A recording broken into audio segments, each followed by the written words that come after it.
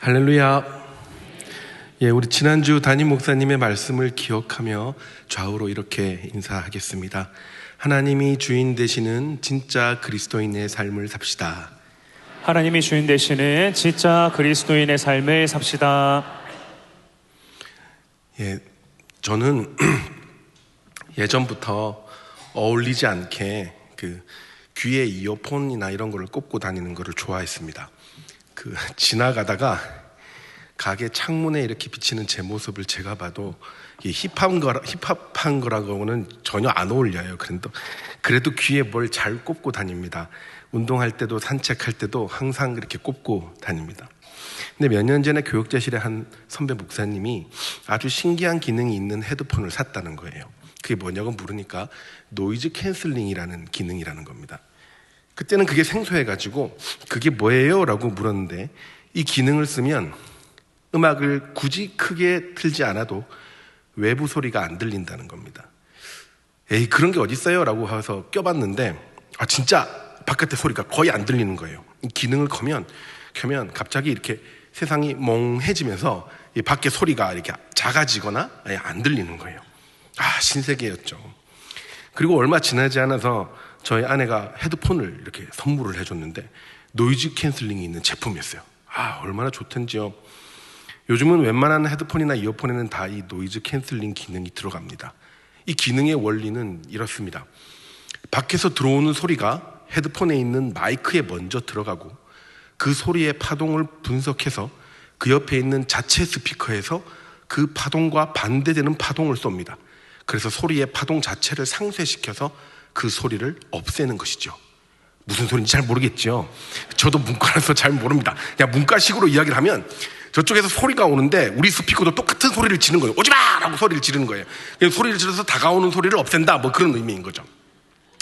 근데 이제 모든 게 그렇듯이 이런 기능이 항상 좋은 것만은 아닙니다. 부작용도 분명히 있습니다. 그게 뭐냐면 잘 들려야 되는 것들도 안 들리다 보니까 청소년이나 어린이가 이 기능을 많이 쓰면 청각 정보 처리 기능 장애라는 게 걸릴 수가 있다고 합니다. 이게 무슨 장애냐면 들어오는 소리를 안 듣다 보니까 한꺼번에 그 소리의 뜻을 이해하지 못하는 상태가 될 수 있다는 거예요. 그래서 나중에 이 상태로 계속 크면 나중에 같은 소리를 들어도 저게 무슨 말인지 이해가 안 돼서 자막이 있어야 되는 상태가 될 수도 있다는 거죠. 그리고 일단 잘 안 들리니까 차 소리나 자전거 소리 이런 주변 소리를 못 들어서 사고도 잘 납니다. 위험해지는 거죠. 세상이 어떻게 돌아가든 관심 없는 상태가 되니까 바로 앞에 온 위험도 인지하기 어려운 것입니다. 사랑하는 여러분, 이처럼 내 주변의 소리가 안 들리는 것이 좋을 때도 있지만 반대로 상당히 위험할 때도 많이 있습니다. 특히 영적으로 그렇습니다. 내 이웃의 소리가 들리지 않고 나라의 아픔이 들리지 않고 다음 세대의 신음소리가 들리지 않는 신앙 상태가 된다면 그 신앙은 과연 좋은 것일까요? 그런 신앙함을 보며 하나님께서 기뻐하실까요? 이런 노이즈 캔슬링과는 반대로 이제 소리가 증폭돼서 더 크게 울림을 주는 경우도 있습니다. 우리는 그것을 공명이라고 이야기를 합니다. 공명은 어떤 물체가 내는 소리의 파동이 동일한 외부의 파동을 받아서 그 진폭과 에너지가 크게 증가하는 현상이에요. 같은 파동이 만나면서 소리가 더 멀리 진행이 되는 겁니다. 우리가 바이올린이나 첼로, 기타 같은 악기를 보면 저 작은 악기들이 어떻게 저렇게 크게 울리는 소리를 낼까 싶은데 그 현에서 나는 소리가 뒤에 비어있는 공간에서 공명이 되면서 소리가 증폭되어 전달되는 겁니다. 신기하게도 성경에도 이 공명의 원리가 이용되는 장면이 나옵니다. 여러분, 2000년 전에 예수님의 설교 장면을 보면, 그 기록들을 보면 얼핏 궁금하고 이해가 안 되는 부분이 있습니다. 여러분, 예수님은 몇천 명 앞에서 마이크 없이 어떻게 설교했을까요? 한번 좀 궁금해 보지 않으셨습니까? 2000년 전에 마이크가 있었던 것도 아닐 텐데. 여기에는 물리적, 영적 원인이 다 들어가 있습니다. 먼저 물리적으로 예수님의 설교 말씀이 이 설교하신 그 장소의 특이점으로 인해서 공명이 됐고 그 소리가 증폭돼서 전달되었다라고 소리학자들은 이야기를 합니다. 예수님이 갈릴리에서 설교하실 때 물에서 조금 떨어져 배 위에서 설교를 하시기도 했고, 또 반대로 갈릴리 호숫가를 마주보고 산 위에서 설교하시기도 했습니다. 이거는 예수님이 뭔가 엄청 퍼포먼스를 좋아해가지고 그러신 것이 아니에요. 이 호숫가가 갈릴리 호숫가에 이 예수님이 설교하신 이 위치가 굉장히 소리가 공명이 잘 일어나는 위치였기 때문이라고 합니다. 실제로 2018년에 아피안 미디어라는 한 단체에서 예수님이 설교하신 곳에서 실험을 했었는데요. Following the Messiah라는 다큐멘터리를 보면 100m 정도 떨어진 곳에서 마이크 없이 읽는 성경 구절이 또렷이 들립니다. 신기하죠? 한번 들어보시겠습니까? In a natural but loud speaking voice, and let me see if I can hear it. Sounds good.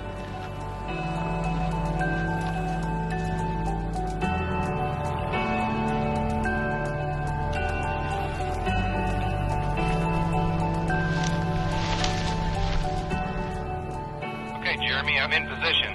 Go ahead and read that passage and let me see if I can hear you. All right, I'm going to read from Matthew 13. That same day, Jesus went out of the house and sat beside the sea, and great crowds gathered about him, so that he got into a boat and sat down. The instant he started talking, I thought for a second he was still using the intercom. I could hear him perfectly. No doubt if I was twice as far away, I could have heard him easily. 예, 여러분 신기하시죠? 예, 100m나 떨어진 곳에서 읽었는데 똑똑하게 들립니다. 영어라서 우리가 못 알아보는 것뿐이지. 마태복음 13장에 허다한 무리가 그에게 모여들거늘 그가 배에 올라앉으시니라는 걸 정확하게 낭독을 했고요. 그리고 마지막에 인터뷰한 학자가 그렇게 이야기했어요. 완벽하게 들렸습니다. 지금보다 2배 더 떨어져도 분명히 잘 들릴 겁니다. 성경은 물리적으로도 틀린 게 없습니다. 물리적 공명현상이 일어난 장소에서 똑똑하게 들린 거죠. 근데 예수님의 설교가 잘 들렸던 것은 이 물리적 공명 때문만은 아니었습니다. 물리적으로 공명이 있었지만 영적 공명도 있었기 때문입니다. 여러분, 영적 공명이 무엇입니까? 아무리 뛰어난 설교가가 설교를 해도, 앞에서 이야기를 해도 그게 나와 전혀 상관없는 이야기라면 안 들립니다. 마음이 안 움직이면 귀에 한 단어도 안 들어옵니다. 우리 아이들이 학원에서 선생님 설명이 아무리 유창해도 죽어도 안 들리는 거는 그 마음이 울리지 않기 때문이에요. 근데 앞에서 하는 저 이야기가, 저 설교가 나의 이야기라고 생각되는 순간 사람의 귀는 그 숨소리까지도 놓치지 않고 듣습니다. 예수님께서 갈릴리에서 설교하신 내용은 심령이 가난한 자와 애통하는 자와 의에 줄이고 목마른 자를 향한 것이었습니다. 이 땅에 아픔을 겪는 모든 자의 마음을 울리는 그 설교는 영적 공명을 일으켰고 사람들로 하여금 예수님의 숨소리조차도 기록하고 기억하게 한 것이죠. 여러분, 우리 신앙에는 노이즈 캔슬링과 공명이 균형을 이루어야 됩니다. 세상의 죄악된 모습에는 노이즈 캔슬링이 필요합니다. 그러나 신음하는 이웃들과 복음의 전달과 실천에는 영적 공명이 일어나야 됩니다. 그런데 이 두 가지가 거꾸로가 되면 문제가 커지죠. 노이즈 캔슬링이 일어나야 할 때 공명이 일어나면 교회가 욕을 먹습니다. 복음의 힘이 없어집니다. 또 복음의 공명이 일어나야 할 곳에서 노이즈 캔슬링을 해버리면 교회가 능력이 없어집니다. 그냥 동호회가 돼버리는 거예요. 어느 쪽이든 그리스도인은 신앙인의 모습을 상실하게 됩니다. 오늘 본문의 말씀처럼 하나님이 보지 아니하시는 신앙인이 되는 겁니다. 여러분, 얼마나 비참한 신앙인입니까? 오늘 우리가 읽은 이사야 58장에 나오는 내용은 크게 백성들의 질문과 하나님의 대답으로 이루어져 있습니다. 1절부터 3절까지는 신앙인들의 불만이 나옵니다. 하나님 왜 응답 안 하십니까? 라는 질문을 해요. 우리가 금식 기도도 했고 하나님하고 가까이 지내려고 하는데 왜 우리를 보지 않으십니까? 라고 질문합니다. 그리고 4절부터 5절까지 하나님께서 너희들의 삶이 힘든 이유, 내가 응답하지 않는 이유를 말씀하십니다. 하나님이 이스라엘 백성들의 금식을 기뻐하지 않는 이유를 말씀하시며 그 신앙인들을 질타하는 모습이 나옵니다. 그리고 오늘 우리가 읽은 본문 6절과 12절까지는 만약에 너희가 이렇게 산다면 너희의 세상은 다시 살만한 세상이 될 거야. 반드시 회복되고 형통한 삶이 될 것이야. 라고 참된 신앙인의 모습과 축복을 선언하십니다. 그렇다면 사랑하는 여러분, 이제 주제입니다. 우리는 어떻게 살아야 제대로 된 영적 공명을 일으킬 수 있을까요? 우리는 어떻게 해야 우리 신앙인의 삶이 회복되는 것을 맛볼 수 있을까요? 어떻게 해야 하나님의 복을 누리며 그렇게 살아가는 귀한 인생을, 그렇게 살만한 세상을 만들 수 있는 것일까요? 오늘 우리의 말씀을 통해 거룩한 삶을 회복하며 그야말로 살만한 인생의 복을 받는 귀한 여러분의 삶이 되시기를 주의 이름으로 축복합니다. 먼저 오늘 본문 이사야 58장은 조금 전에도 말씀드렸듯이 백성들의 질문과 거기에 대한 대답으로 구성이 됩니다. 백성들의 큰 질문 1절부터 3절까지 요약하면 이겁니다. 3절이에요. 우리가 금식하되 주께서 보지 아니하심은 어째서입니까? 당시 이스라엘 신앙인들이 금식을 열심히 했다고 주장을 합니다. 여러분 혹시 금식 많이 해보셨습니까? 이거 보통 사람이 하는 거 아니에요. 이게 얼마나 힘든지 모릅니다. 이 금식은 레위기나 사사기 때 하나님을 전적으로 의지하기 위해서 간헐적으로 행해졌던 의식입니다. 많이 해봐야 1년에 한 번 대속제일 때 그 정도 한 번 정도 할까 말까였습니다. 근데 이스라엘 백성들의 역사 가운데 금식이 본격적으로 제법 많이 시행됐던 것은 바벨론 포로 시기였습니다. 포로 시절에 이스라엘 성전이 파괴된 것을 기억하면서 정기적인 금식일을 1년에 몇 차례씩 거의 다달이 만들기 시작을 했습니다. 금식을 하는 기간은 많으면 한 25시간 정도를 금식을 했다고 합니다. 요즘 간헐적 금식이 유행이라고 하니까 그 정도면 나도 할 수 있는 거 아닌가라고 생각하기 쉽습니다. 근데 이 시간 동안에는 샤워도 해서는 안 되고 세수도 안 되고 물도 한 모금도 마시면 안 됩니다. 그리고 가만히 있는 게 아닙니다. 계속 울어야 됩니다. 애가를 부르면서 쥐어짜야 돼요. 물도 안 마시는데 계속 울라고 하면 이게 쉬운 게 아니거든요. 나올 물이 있어야 울죠. 이 어려운 걸 꾸준히 해냈다는 겁니다. 그러니까 신앙인으로서 자부심이 생길 수밖에 없죠.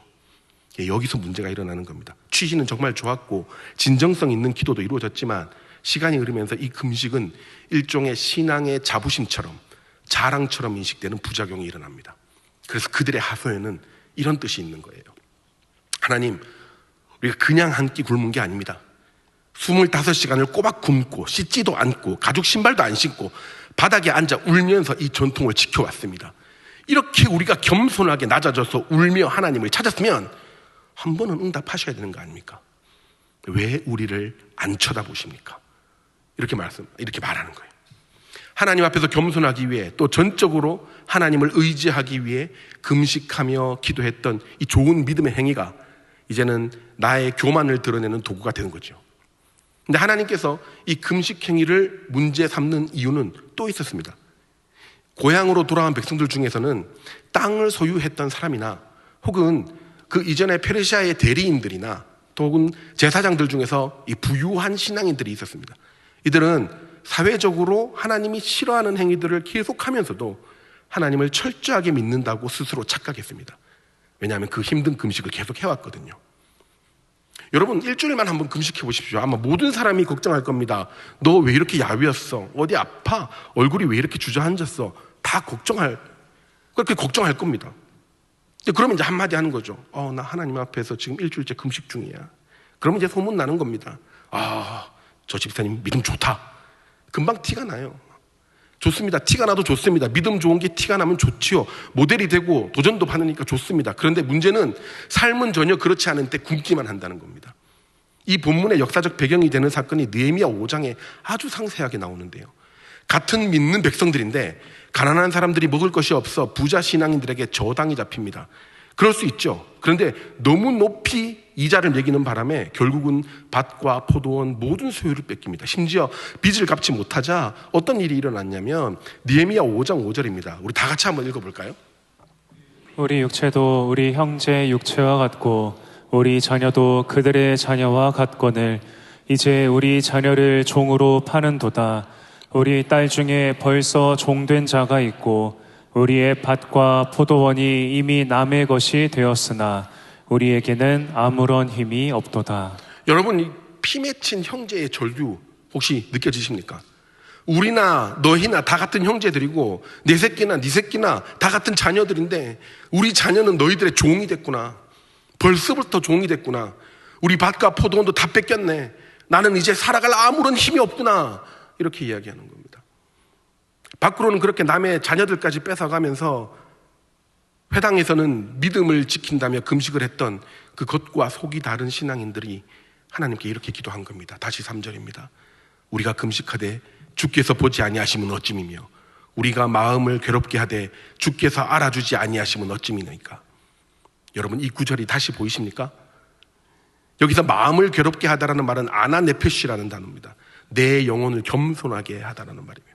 금식할 정도로 내 영혼을 겸손하게 했는데 왜 알아주지 않습니까? 라고 이야기하는 겁니다. 여러분, 그들에게 금식은 어떤 행위였을까요? 그들이 그렇게 열심히 했던 금식은 어떤 의미였을까요? 어떤 신학자는 이것을 영혼의 알리바이라고 표현합니다. 아주 재밌는 표현인데요. 여러분, 알리바이가 무슨 뜻이냐면 변명이라는 뜻이거든요. 라틴어로 다른 곳에라는 뜻입니다. 죄인이 범죄 현장과는 전혀 다른 곳에 있었다는 것을 증명해 주는 것을 알리바이라고 이야기를 합니다. 내가 죄가 없음을 정당화시켜주는 일종의 구실이나 변명을 이야기하는 거죠. 여러분, 청소년들은 10시가 넘으면 집에 들어오면 혼이 납니다. 도대체 뭐 하고 다니냐고 막 혼이 나죠. 근데 혼 안 나는 방법이 있습니다. 적당한 알리바이를 대면 되죠. 스터디 카페. 이건 정말 최고의 알리바이입니다. 엄마 스터디 카페 다녀올게 하면 10시에 오든 12시에 오든 새벽 1시에 들어와도 아무 소리를 안 합니다. 오히려 좋아하시지요. 공부하는 줄 알거든요. 그러나 우리 아이들 스터디 카페에서 스터디를 하는 게 아니고 카페를만 이용합니다. 핸드폰 마음대로 보고 강의 들으라고 사준 패드로 유튜브 열심히 보고 야식도 먹고 친구랑 이런 게 하고 그렇게 늦게 집에 왔는데 공부 열심히 했다고 칭찬 듣고. 여러분, 스터디 카페는 최고의 알리바이죠. 마찬가지입니다. 당시 유대인들이 사회적으로 악행을 저지르면서 일종의 신앙의 알리바이를 대고 있는 겁니다. 회당 앞에서 홀쭉해져가서 나는 경건한 사람입니다 라고 말은 하지만 밖으로 같은 믿음의 형제들의 자녀를 뺏고 있었던 겁니다. 오히려 그 금식이 탐욕을 가리는 알리바이가 되어 더 자유롭게 형제들을 탄압했던 겁니다. 그래서 하나님이 엄중하게 말씀하십니다. 우리 4절에서 5절 상반절입니다. 우리 다 같이 읽겠습니다. 너희의 오늘 금식하는 것은 너희 목소리로 상달케 하려 하는 것이 아니라 이것이 어찌 나의 기뻐하는 금식이 되겠으며 이것이 어찌 사람이 그 마음을 괴롭게 하는 날이 되겠느냐. 너희가 하는 금식은 절대로 내가 기뻐하는 금식이 아니다. 너희 목소리 하나도 나에게 들리지 않는다.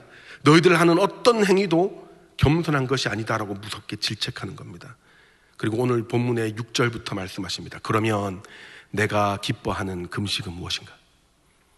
하나님이 진짜 기뻐하시는 믿음의 모습은 무엇인가를 이제 우리 오늘 본문에서 이야기하고 계신 겁니다. 사랑하는 여러분, 하나님께서 기뻐하시는 우리의 참된 신앙생활, 우리를 잘 살게 하시는, 다시 살만하게 하시는 우리의 신앙생활은 어떤 것일까요? 하나님은 6절에서 12절까지 세 가지를 말씀하십니다. 다 같이 첫째 한번 읽도록 하겠습니다. 세상에 보이지 않는 결박을 풀어주는 금식을 해야 합니다. 오늘 본문 6절에 보면 하나님께서 말씀하십니다. 나의 기뻐하는 금식은 흉악의 결박을 풀어주며 멍에의 줄을 끌어주며 압제당하는 자를 자유케 하며 모든 멍에를 꺾는 것이 아니겠느냐. 예전에 어떤 금식 기도원을 가니까요, 이 구절을 막 이만하게 써놨어요, 앞에. 그러면서 이렇게 선포합니다. 여러분, 금식 기도가 이런 능력이 있습니다. 금식 기도하면 흉악의 결박이 풀리고 멍에의 줄이 풀리고 자유케 됩니다 라고 이야기를 해요. 여러분, 완전히 틀린 말은 아닙니다. 그런데 너무 오해할 수 있게 중요한 설명이 빠진 슬로건입니다. 여기서 정말 중요한 것은 금식을 하는데 무엇을 금식하느냐입니다. 여러분, 무작정 밥을 굶는 것을 하나님이 기뻐하실까요? 하나님이 와, 너 밥을 굶는구나, 와, 기쁘다 이렇게 생각하실까요? 밥을 굶는 것은 저희 어머니가 기뻐하십니다. 제가 밥을 굶을 때마다 얼마나 기뻐하시는지 몰라요. 저녁 굶었다고 하면 전화상으로 웃으시는 모습이 보입니다. 오, 그래, 내일도 굶어라 막 이렇게 이야기를 하세요. 그래서 본문에서 말하는 금식은 밥을 굶는 행위를 이야기하는 게 아닙니다. 잘 보세요. 여기서 흉악의 결박이라는 것은 악한 밧줄에 꽁꽁 묶여서 자유가 없다는 겁니다. 얼핏 보면은 누군가 포로로 잡힌 것이 아닌가라고 생각할 수 있습니다. 뒤에 나오는 멍에의 줄, 압제당하는 자를 자유케 함, 전부 다 누군가가 뭔가 묶여가지고 감금당하고 있구나라고 생각할 수 있습니다. 그런데 여기서 흉악의 결박이라는 것은 레샤 하르추보트라는 단어인데요, 이 고대 근동에서 불공정한 계약으로 약점을 잡혀서 이득을 취하는 행위를 이야기합니다. 관용어구였어요. 그러니까 아무리 네가 법적으로 타당해도 네 형제가 힘들어하게 하면 그 도울 줄 아는 마음, 형제의 아픔을 실질적으로 도와줄 수 있는 절제하는 행위, 그것이 내가 기뻐하는 금식이다라는 말이에요. 그래서 생활이 빈곤해서 몸이 너무 약해가지고 그 약점 때문에 신앙의 자유를 누리지 못하는 형제를 자유하게 해줄 수 있는, 그것이 하나님이 기뻐하시는 금식이라고 말씀하시는 겁니다. 우리 담임 목사님께서 늘 하시는 말씀이 있습니다. 우리 다 같이 한번 읽어볼까요? 모여서 드리는 감격과 축제 예배를 마치면 흩어져서 드리는 섬김의 예배가 시작됩니다. 여러분 이거 어디서 많이 들어봤다 그죠? 우리 주보에 있는 공동체 고백입니다. 여러분 이게 무슨 말입니까? 모여서 신령과 진정으로 하나님을 진심으로 예배하고 말씀을 들었다면 그 말씀대로 내 삶의 현장에서 영혼들을 섬기면서 참된 예배를 이루어내야 된다는 겁니다. 진짜 예배자의 삶은 하나님의 말씀대로 이웃을 섬기는 삶을 살아야 한다는 거예요. 그게 하나님이 기뻐하시는 금식이라는 겁니다. 예배 때 아무리 담임 목사님을 통해 하나님께서 말씀하셔도 그리스도인 삶을 이렇게 살아야 된다고 말씀하셔도 그 말씀이 우리의 행위를 통해 실행되지 않으면 결코 하나님께서 기뻐하시는 예배가 안 되는 겁니다. 여러분 이거는 우리 몸에 보이지 않는 뼈대와 같은 신앙의 기준이에요. 절대로 양보할 수 없는 신앙의 기준입니다. 보이는 것에서 아무리 신실한 척해도 보이지 않는 곳에서 진짜 신앙인으로서 살아내는 그런 삶의 뼈대가 세워져 있지 않으면 가짜라는 겁니다. 하나님 그 모습을 보신다는 겁니다. 렌조 피아노라는 유명한 이탈리아 건축가가 있습니다. 그가 건축에 대해서 이렇게 이야기를 했어요. 건축은 보이지 않는 구조물을 만드는 예술이라고 말한 적이 있습니다.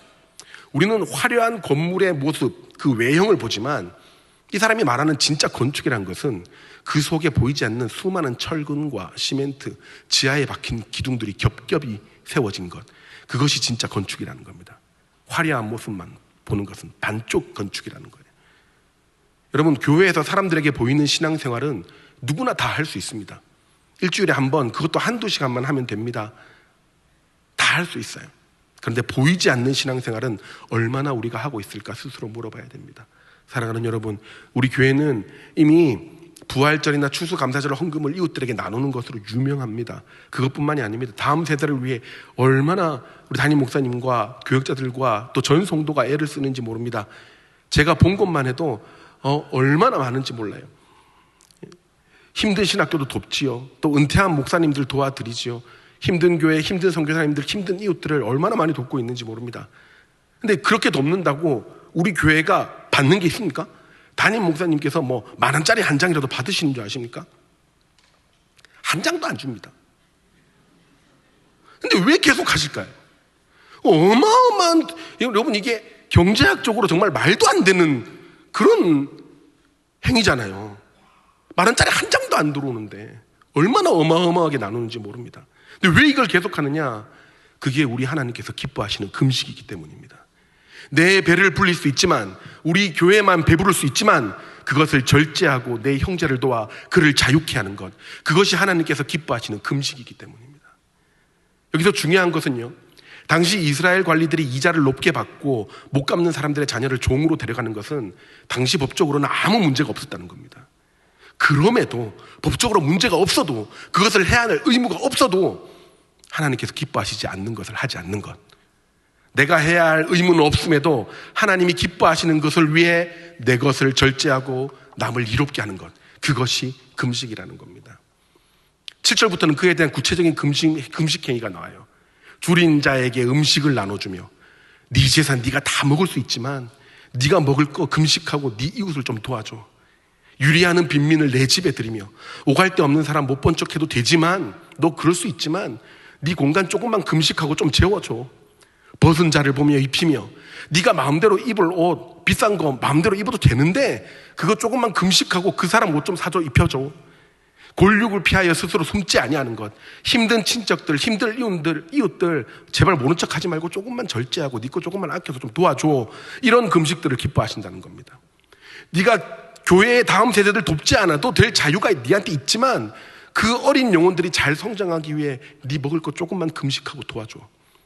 네가 실컷 누군가 욕할 수 있지만 네가 욕할 자유 조금만 금식하고 믿음이 연약한 자의 성장을 위해서 참아주고 교회의 건덕을 위해 칭찬해줘.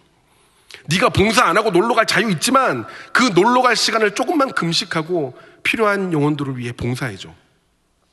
네가 헌금 안 하고 네 마음대로 쓸 수 있는 자유가 있지만 그 하고 싶은 것 조금만 금식하고 하나님 나라를 위해 헌금해줘. 그게 나 여호와가 기뻐하는 금식이야 라고 말씀하시는 겁니다. 사랑하는 여러분, 굶으며 기도하는 금식은 정말 소중한 우리 기독교의 믿음의 중요한 자산입니다. 그러나 여기서 이제 또 다른 금식의 의미를 여러분에게 도전합니다. 하나님이 기뻐하시는 금식은 나의 자유를 제한하고 이웃과 교회를 섬기며 영혼을 자유케 하는 것임을 알고 하나님 기뻐하시는 금식을 즐겨하시는 인생 되시기를 축복합니다. 그렇게 할 때 그 금식을 하는 자의 인생이 아침같이 빛날 것이라고 하나님께서 말씀하셨습니다. 급속하게 원하는 것이 이루어지며 병든 것이 치료되며 하나님께서 호의하시는 인생, 하나님이 응답하시는 살만한 인생이 된다고 구절에 말씀하신 겁니다. 우리 두 번째 다 같이 읽도록 하겠습니다. 긍휼한 마음으로 공감하며 영적 공명을 일으켜야 합니다.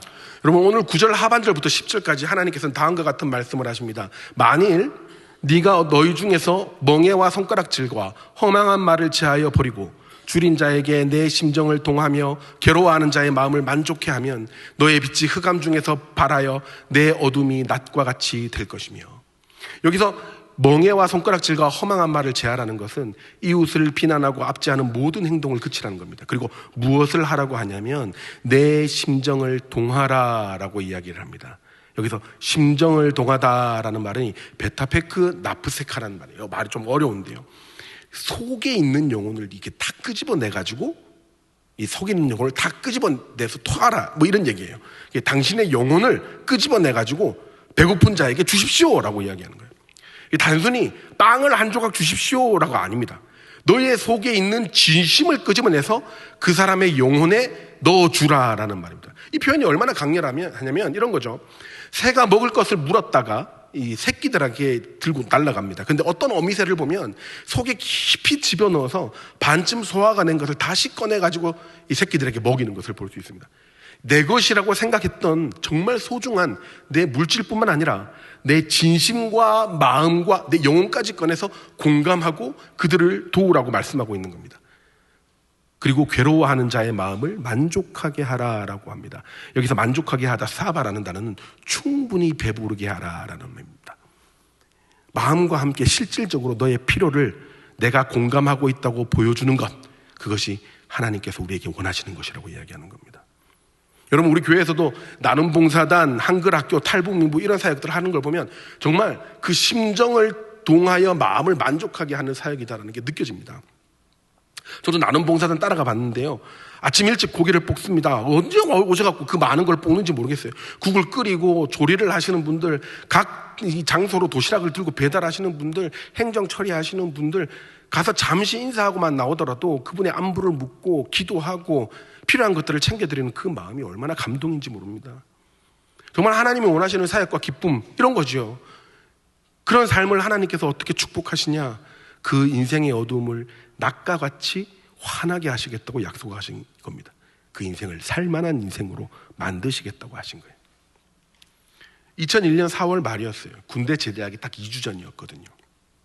보통 이 제대하기 2주 전에는 이 떨어지는 낙엽도 조심하라고 해서 진짜 이렇게 위에를 보고 낙엽을 보면 이렇게 피해 다니고 이렇게 했었습니다. 아무것도 안 해요. 일어나서 이 밥 먹고 자는 거 말고는 아무것도 안 시킵니다. 근데 어느 날 선임 하사님이 너 너무 아무것도 안 한다 이래서 갑자기 저보고 할 일이 없으니까 이쪽 대대에서 저쪽 대대까지 걸어가면서 중간중간에 군대 표지판에 페인트 칠을 보수하라는 거예요.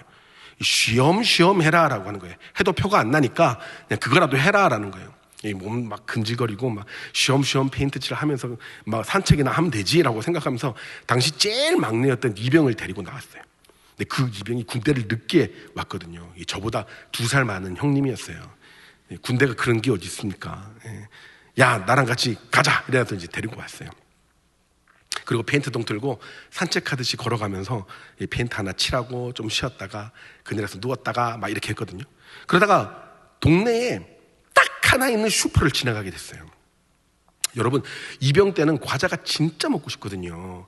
이 마음대로 PX를 갈 수도 없고 또 제가 있던 곳은 섬이라 가지고 물건도 없었어요. 한 달에 한 번 물건이 들어올까 말까 막 그런 곳이었거든요. 그러니까 과자라면 환장을 하는 거예요, 얘네들이. 그러니까 한 자리에서 초코파이 한 통 그냥 해치웁니다. 근데 딱 슈퍼가 나오는 거예요, 슈퍼가. 그래서 마음을 알아줬죠. 너 과자 먹고 싶지? 콜라도 마시고 싶지? 그랬어요. 그때 쫄병은요, 저희 부대에서는 자기 마음을 솔직하게 말하면 안 돼요. 선배들이 뭘 묻든지 간에 알아보겠습니다라고 이야기를 해야 되거든요. 너 지금 먹고 싶지? 그러니까 알아보겠습니다 그래요. 뭘 알아봐, 네 마음인데. 그럼 빨리 네 마음한테 물어봐. 이렇게. 네 마음이 먹고 싶다고 하지? 막 이렇게 얘기했어요. 먹고 싶지? 그러니까 대답은 못하고 눈만 크게 이만해져가지고 알아보겠습니다. 그래요. 네 눈이 사실을 말한다. 그렇게 얘기하고 들어가자. 이래가지고 이제 슈퍼에서 과자를 진짜 이만큼 샀어요. 이만큼 사서 나도 먹고 싶고 너도 먹고 싶으니까 같이 먹으면서 우리 이렇게 지내자라고 하고 과자 먹고 벤트 칠하고 또 과자 먹고 벤트 칠하면서 그렇게 시간을 보냈어요. 그러다 이제 제가 물었어요. 너 종교가 뭐야? 그러니까 그 친구가 그래요. 무교입니다. 그래요. 원래 교회를 다녔는데 안 다닌 지 10년이 넘었다는 거예요. 왜? 라고 물었는데 답이 없어요. 알아보겠습니다. 그래요. 뭘 알아봐? 네 얘긴데. 그랬는데 또 알아보겠습니다. 그래요. 그래서 제가 과자 먹으면서 말했어요. 네, 하나님은 진짜 살아계셔. 힘들어도 가는 게 좋을 거야. 막 너무 또 억압하면 안 될 것 같아서 그렇게 이야기하고 계속 과자만 먹었어요. 이것도 먹어봐. 그러면서 들어가면 못 먹으니까 이것도 먹어봐. 그러면서 다 먹었어요. 그날 월급 받은 거를 다 과자값으로 썼습니다. 그때 병장 월급이 2만 원이었거든요. 2만 원. 2만 원으로 과자를 다 사가지고 다 먹여줬어요. 오늘 내가 내 월급을 네 뱃속에 넣는다 이러면서 이렇게 그렇게 했어요. 그리고 돌아왔는데요.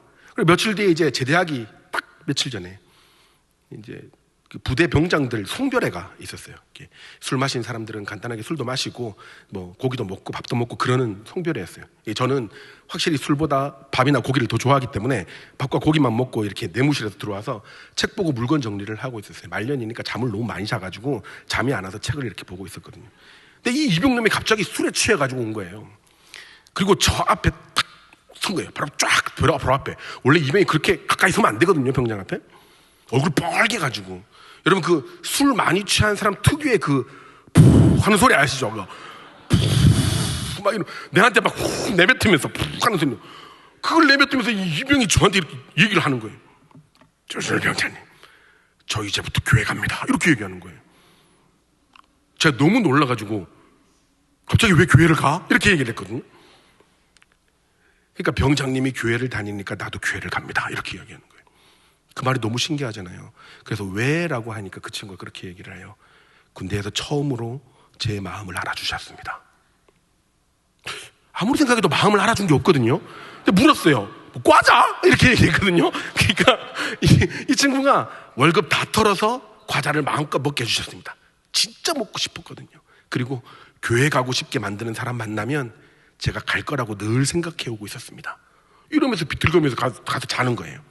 그리고 주일에 누가 시키지도 않았는데 진짜 아침에 일찍 일어나서 교회 가는 줄에 서서 버스를 타고 가는 모습을 보며 저 제대했습니다.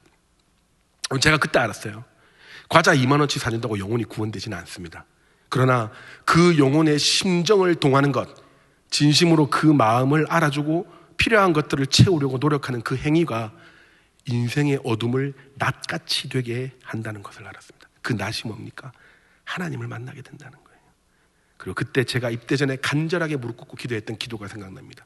군대에서 전도하는 사람 되게 하소서. 나로 인해 교회에 나오는 영혼이 생기게 하소서.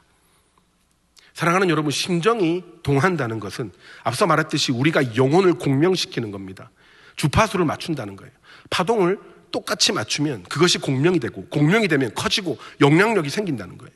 10절에 하나님께서 말씀하십니다. 그런 자를 빛이 되게 하며 흑암 중에서 발하게 하시겠다. 그 인생을 하나님이 축복하시는 거예요.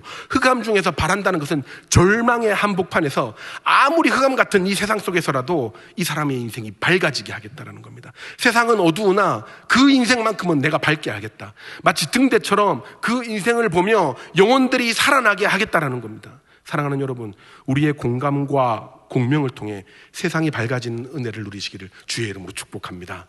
우리의 가정과 교회가 성도가 성도를 공감하고 그 영혼의 공명함을 통해 하나님이 축복하시는 우리의 가정, 우리의 교회가 되기를 예수님의 이름으로 축복합니다. 마지막 세 번째입니다. 같이 읽겠습니다. 주어야 합니다. 하나님께서는 우리 그리스도인이 믿음의 본질을 잃어서는 안 된다는 것을 말씀하신 후에 11절과 12절의 축복이자 의무로 말씀하신 게 다음 세대 교육입니다.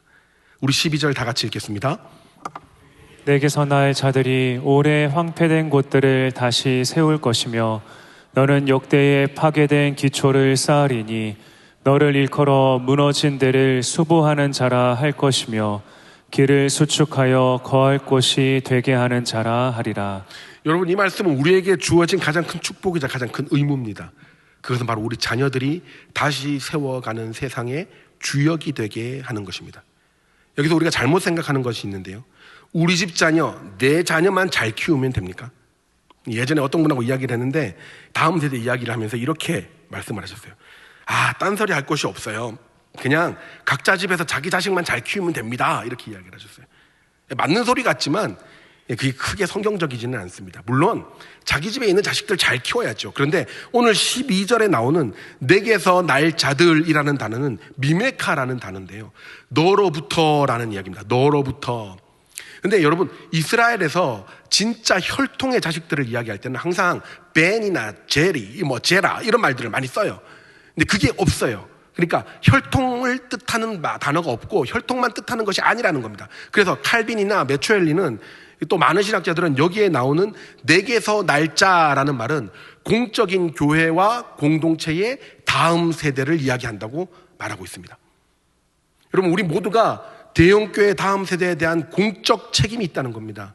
그래서 우리 대형교회의 영성과 삶의 방식 그대로 물려받은 영적 DNA를 계승시켜야 할 책임이 있다는 겁니다.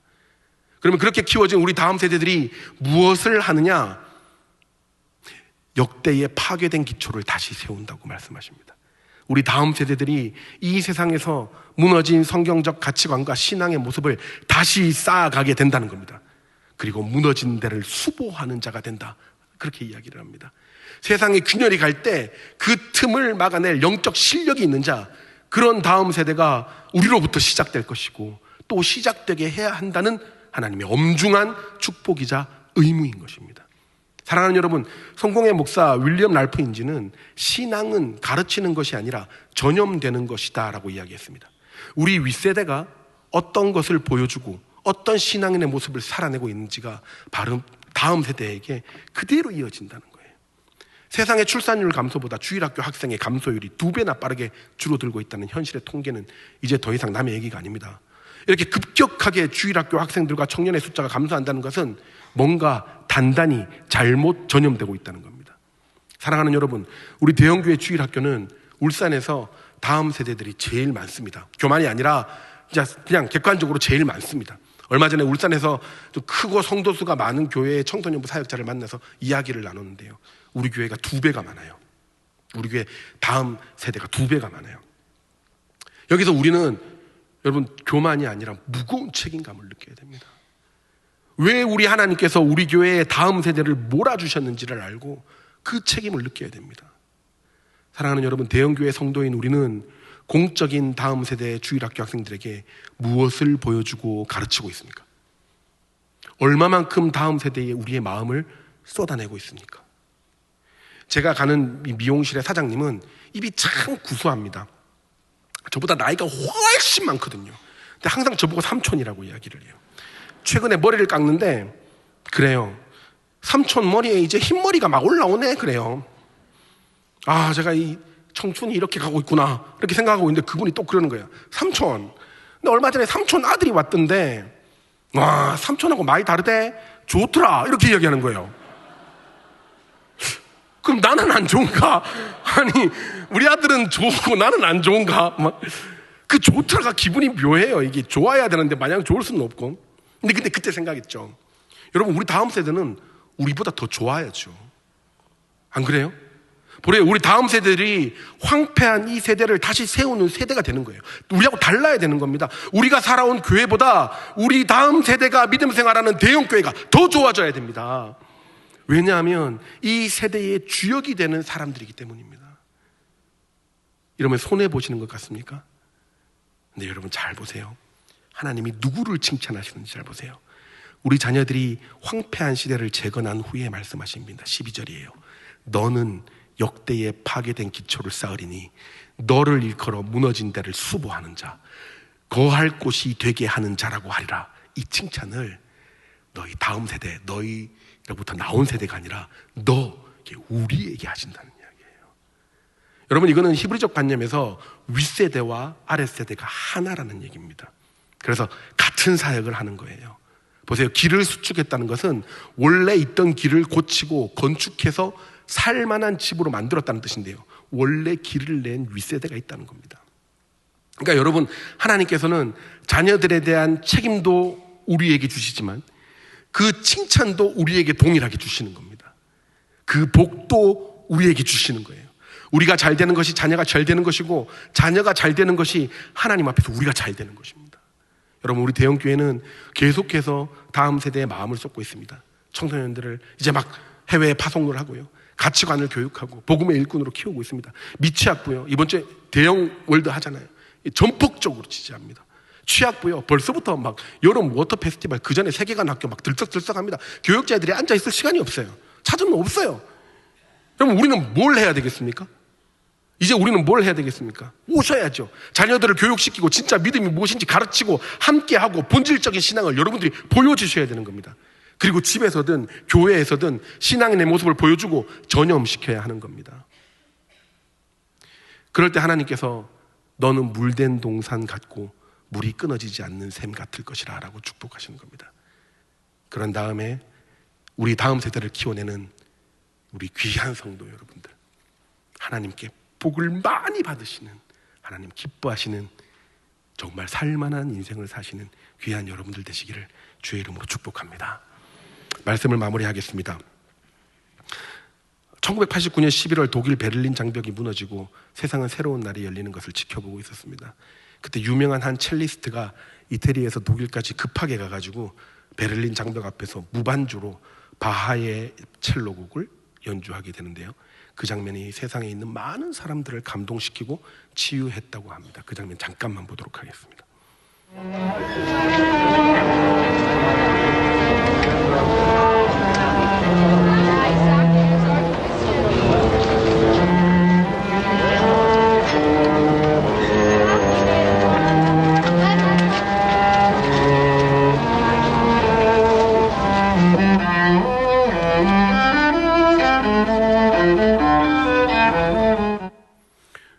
예, 이름은, 죄송해요, 이름이 너무 길어서 무스티슬라프 로스트로포비치라는 분입니다. 구소련에서 태어난 음악가였는데요, 자유를 찾아 망명을 했었고 그로 인해 강제로 가족들과 헤어지고 나라를 잃는 슬픔을 겪었습니다. 그는 그 아픔을 알기에 이념 때문에 갈라졌던 독일 민족의 아픔을 공감하고 힘들었던 사람들의 마음을 공감하며 연주를 했습니다. 그가 연주한 이 곡은 아직도 같은 처지의 많은 사람들을 위로하는 위대한 연주가 되어 있습니다. 음악적 공명인 동시에 영적 공명이 일어난 것이지요. 사랑하는 여러분, 영적 공명은 한 사람의 진심이 있으면 됩니다. 같은 마음을 가지고 그들의 아픔을 이해하고 다음 세대의 어려움을 이해하고 간절한 마음으로 인생을 연주할 단 한 사람만 있으면 수많은 사람을 살리고 회복시킬 수 있는 것입니다. 포로 생활 후에 이스라엘로 복귀한 살만했던 백성들은 하나님께 이렇게 질문합니다. 하나님, 왜 우리와 함께 하시지 않습니까? 왜 내 기도를 듣지 않습니까? 왜 금식까지 하는데 저 대단하지 않습니까? 이렇게 하나님과 가까이 하려고 하는데 왜 알아주시지 않습니까? 그러나 하나님의 대답은 명확했습니다. 너희가 하는 금식은 내가 기뻐하는 금식이 아니라, 내가 기뻐하는 금식은 세상에 보이지 않는 결박을 풀어주는 것이다. 내가 기뻐하는 금식은 너의 자유와 여유를 금식하고 필요한 자들을 섬겨주는 것이 내가 기뻐하는 금식이다. 내가 기뻐하는 금식은 너로부터 시작된 너희의 다음 세대가 세상이 주역이 되게끔 너희가 헌신하는 것이다. 사랑하는 여러분, 어떻게 살기로 작정하십니까? 내가 어떻게 살아야 하나님이 기뻐하시는 인생, 마르지 않는 샘 같은 인생이 될까요? 헌신하고 인내하며 이웃을 사랑하는 삶을 사시기를 주의 이름으로 부탁드립니다. 내 옆에 사람들에게 공감하며 공명하는 삶을 사시기를 부탁드립니다. 다음 세대들을 이해해주며 사랑하고 세워주는 삶을 사시기를 부탁드립니다. 그렇게 될 때 하나님께서 우리의 인생을 어두운 곳에서 밝히시는 정오와 같은 인생이 되게 하시며 다시 살만한 인생이 되게 하실 줄 믿습니다. 그런 인생 사시기로 결단하시는 귀한 여러분들 되시기를 예수님의 이름으로 축복합니다. 우리 이 시간 부흥이라는 찬양 함께 찬양하며 주님 앞에 나가도록 하겠습니다.